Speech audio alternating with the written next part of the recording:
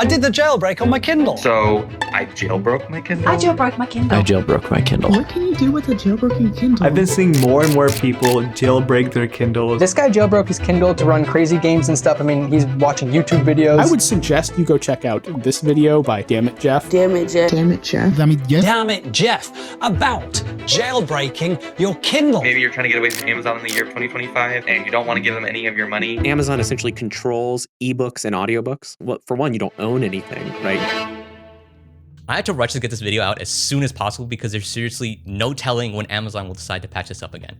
I felt really bad after my last video on Kindle modding got patched like 2 days after I posted it. So just to be clear, yes, modding your Kindle is a thing, and no exaggeration, it completely changes the way that you use your Kindle. From custom readers, custom lock screens, removing ads, audio support, a brand new app store, Linux, and a lot more. But more than anything, the main reason that the community does this comes down to ethics, to completely disconnect from Amazon's ties and maintain full control over your Kindle without needing their permission. Now, WinterBerak was the most recent jailbreak that you could use to mod your Kindle on these firmwares.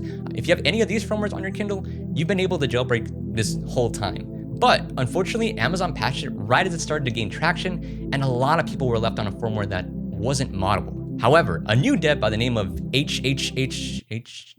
that's a lot of H's. We'll just call him 9H. 9H developed a new jailbreak called adbreak that can now mod these firmwares. And as of this recording, even the latest firmware update. This is how you can tell if you can mod your Kindle, by the way, by the firmware version. So if you have any of these firmware versions right here, you can jailbreak your Kindle, which is awesome. I know a lot of people have been waiting patiently, and I want to run you through everything to safely get through the jailbreak and also prepare your Kindle in the event that this video becomes outdated and you want to keep your Kindle ready for the next one. Now, if you already have a jailbroken Kindle, there's no need to run this again. This is just for the people who were on a firmware that was too new to jailbreak. But there's also been a lot of new stuff happening in the jailbreak scene. I put together a huge list of new things that you might want to check out if you're new to the Kindle modding scene or just looking to try more cool stuff. A lot of stuff has changed, and a lot of people didn't even know that you can mod a Kindle. And because a lot of people asked, yes, you could still use services like Libby on a modded Kindle so you can support your local library. Okay, so how does adbreak actually work?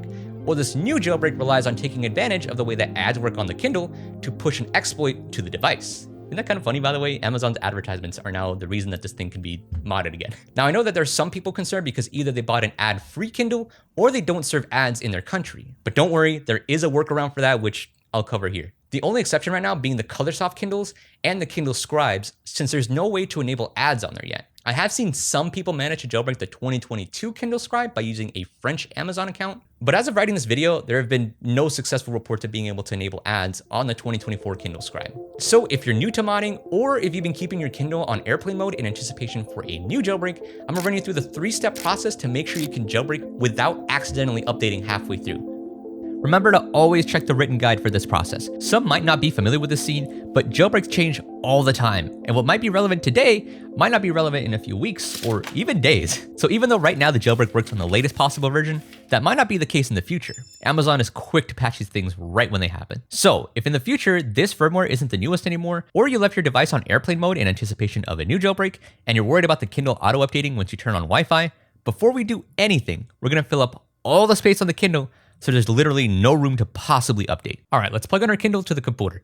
Now keep in mind, the cable that you use is important. Some of them don't support data, and I've seen a lot of people confused as to why their Kindle isn't showing up. The charger that came included in the box should work, but if your Kindle isn't popping up, try using a different cable. I'll link a guaranteed working one in the description.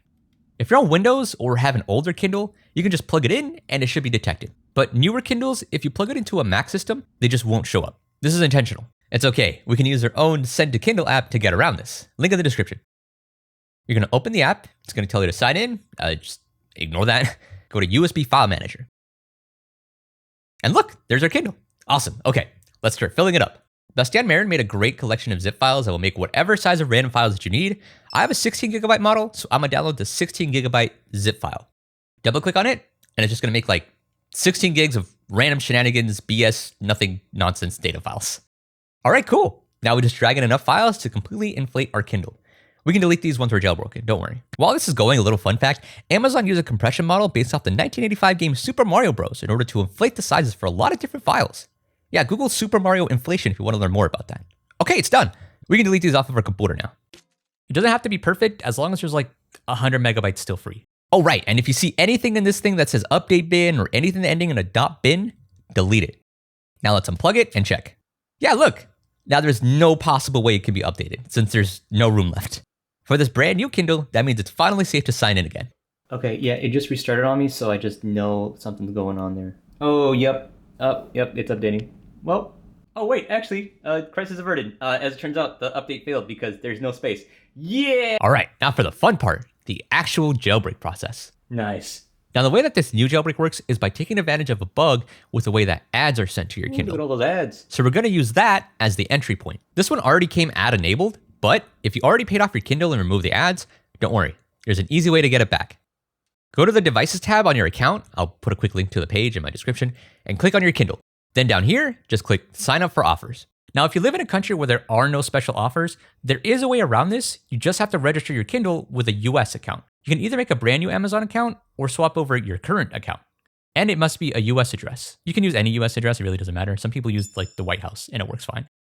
It might also ask for a US credit card. That's okay. You can get one from a credit card generator. Just make sure that your home address and your billing address are the same fake address.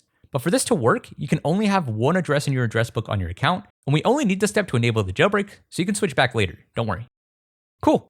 Now just wait a little bit for some ads to show up. For me, it took about 5 minutes. Once they start showing up, turn on airplane mode, and check that the ads area actually loaded up onto the Kindle.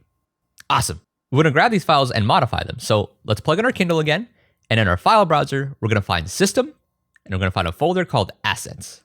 Those are where our ads are stored. Let's drag that onto a folder on our computer. Now the system folder might not show up for everyone. That's because it's a hidden folder. That's okay. Here's how we find it. Just press Command-Shift-Period to reveal it again. On Windows, you're gonna click the 3 dots up here, go to the View tab, and make sure that this is checked and this is unchecked. A lot of people miss this one. All right, now it should be there, and you should be able to drag out the Assets folder. Now we can download the jailbreak from the wiki guide. Link in the description. All right, double click on it, drag out the files inside, and place them in the Assets folder. Now, if you're on Windows, at this point, you can just double click on the bat and it should do everything for you automatically. But if you're on Mac, you're gonna need to run a quick command. It's okay, it's not scary, I promise. Just follow exactly what I do. Okay, top left, we're gonna go to View and then Show Path Bar. Then we're gonna right click, Open in Terminal. Then we're gonna paste a command I'm gonna put in the description. Then hit Enter. Okay, you're done. Easy. Now let's delete the old assets folder that's on the Kindle and drag in our new folder that we modified. Nice. Now let's unplug our Kindle and go load up an ad again. Okay. All right. There we go. Oh, disappeared. Whatever. Okay, now that the jailbreak's officially installed, we're good to go. We don't have to change anything anymore. Now we have to set up a hotfix to make sure that this jailbreak doesn't get wiped from our system anymore, even if the system updates. I'm gonna show you how to do that next. You can download the hotfix file from the Kindle modding wiki. It's really easy. Just drag and drop the file into your Kindle. Then, in your settings, you're gonna hit Device Info and update your Kindle. Don't worry, we're just loading up the hotfix. We're not actually updating it. Then it's gonna run some crazy looking text on the screen. Nice. And when it boots back up, you'll see a book called Run Hotfix. If for whatever reason your Kindle automatically updates, you can just run that book again and it'll re-jailbreak your thing. Don't worry. But this is just a failsafe. Ideally, we still want to be able to block updates entirely, so you don't have to deal with this anymore. So let me show you how to do that next. At this point, you should turn on airplane mode again, since we don't need to be online for any of the rest of these steps. And at this point, we can also delete the filler files, since we need that space to install the hotfix. Just deleting them off your Kindle isn't enough, by the way. You have to empty out your computer's recycling bin for them to be fully erased off of your Kindle. Okay, back onto the computer. We're gonna download 2 more things to your Kindle. MRPI, which lets you install custom apps and packages, and Koal, which is how you actually access those apps. Double click on the Koal installer, open it, grab these 2 folders, and drag them into your Kindle. Grab the bin file, and drag it into the Mr. Packages folder that we just made on the Kindle. Cool. Now the Koal is installed, this is exactly how we install new apps and extensions now. Let's install our first one, the Block Updates package. Link in the description. Double click to unzip it, and drag that whole folder into the extensions folder on your Kindle. Beautiful.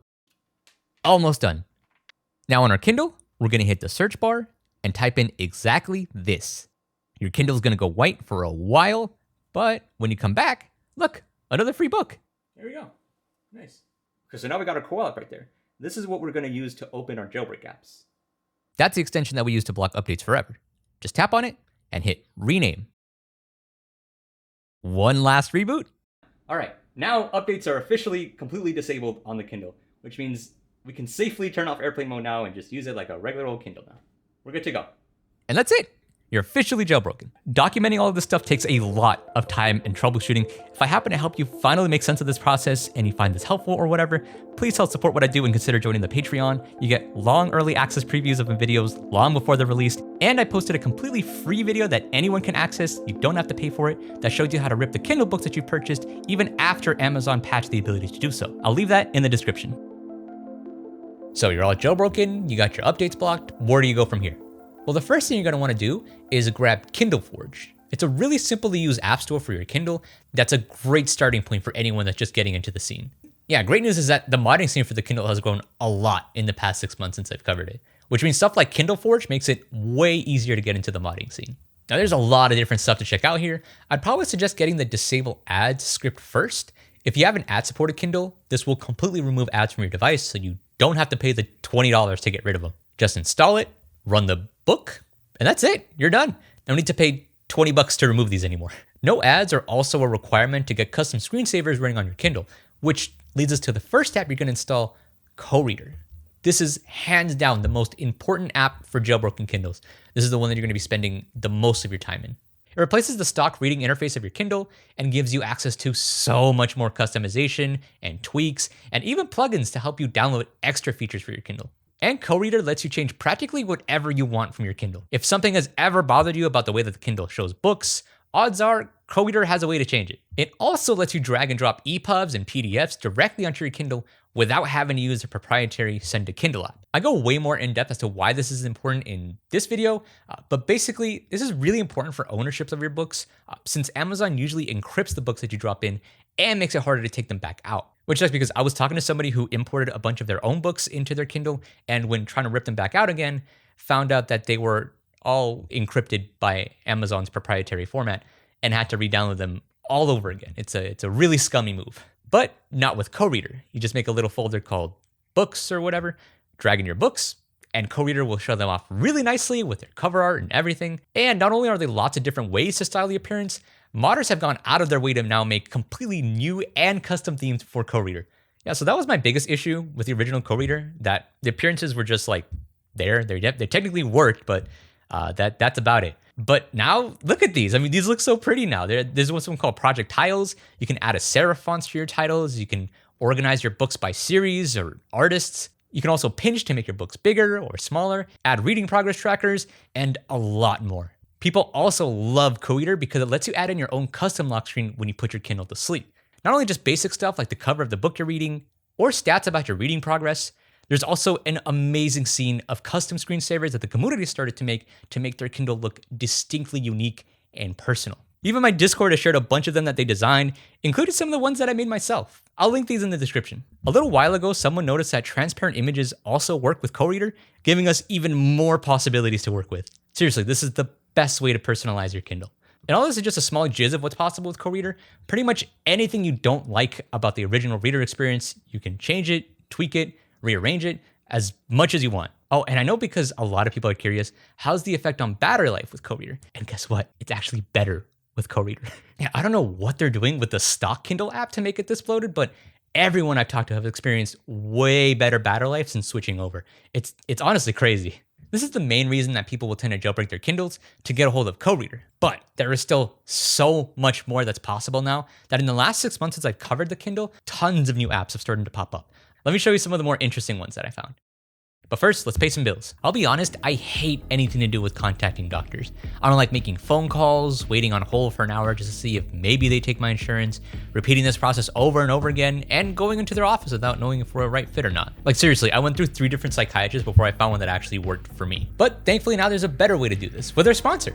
ZocDoc is a free service that makes this whole process a lot easier for people like me who are scared of calling doctors. You can search from over 100,000 different healthcare providers, filter by which ones take your insurance, location, and check out reviews from other verified patients, which is a really nice addition, honestly. And when you're ready, you can book an appointment right then and there, and usually meet them within 72 hours of booking the appointment, with some even offering same-day appointments. And they have lots of different professions too, from general doctors to dentists, eye care, psychiatrists, and a lot more. If you're like me and have been putting off seeing a doctor because you don't want to deal with all the hassle of setting everything up, you owe it to yourself to see a doctor that you actually like. So scan the QR code right here or click on the link in the description and give it a try for free.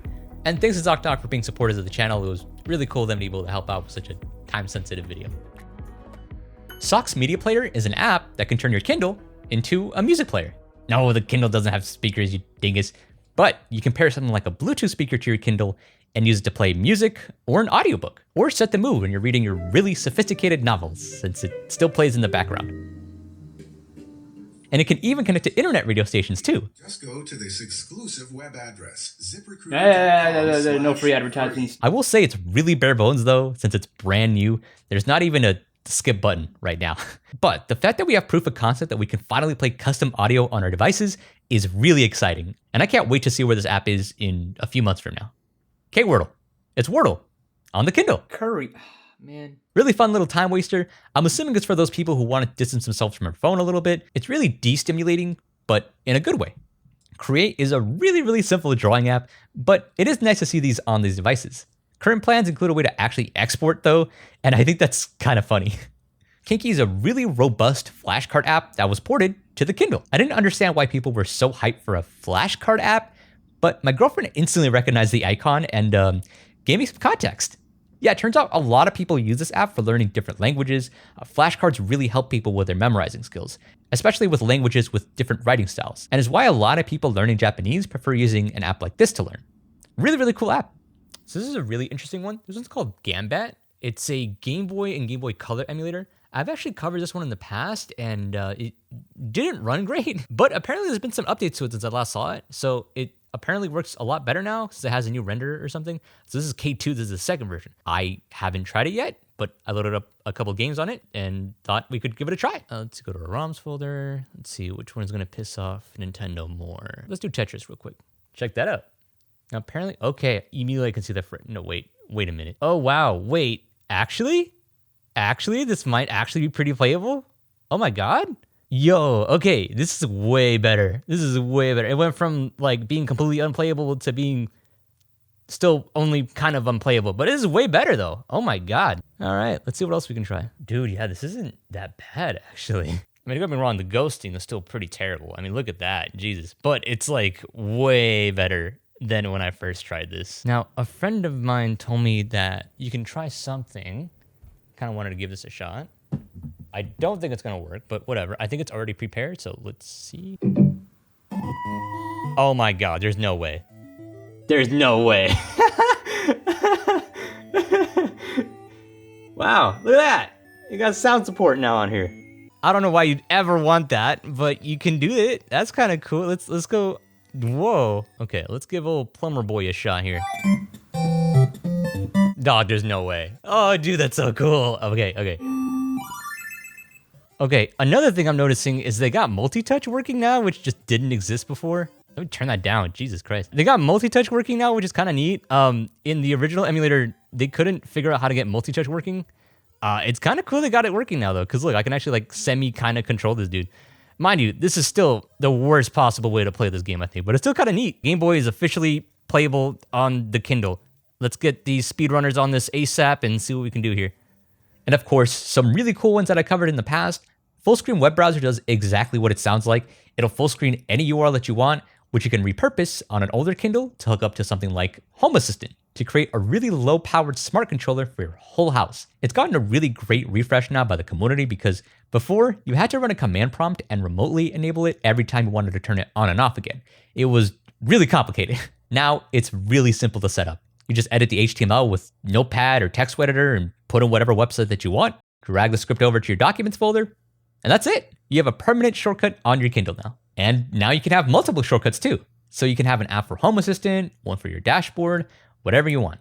And of course, there's an entire full fork of Linux on the Kindle with a proper desktop environment, Bluetooth, web browser, and yes, it can even play games pretty terribly. Oh boy, we're gonna full 2 frames per sometimes. Oh man, this is bad. I wasn't able to get stuff like external devices working on it, but I'm sure someone will have a much better use for this than I do.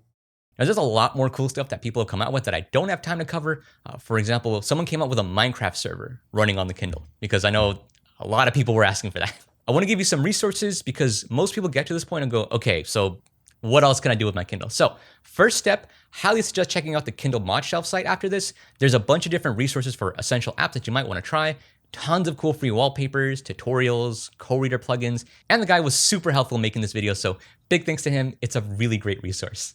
Also, check out the Kindle Tweaks Discord. They're the ones who run the Kindle Forge App Store. If you want to request an app to get added there or just need help setting something up, that's the best place to get set up. Penguin, the lead dev, was also incredibly helpful with documentation, and you'll probably see my own contributions there too. Like these, I made these, I designed these covers. Kind of nice, right? Now, there is a Kindle modding Discord. However, I feel like it's grown way too fast and honestly has been a little bit messy lately.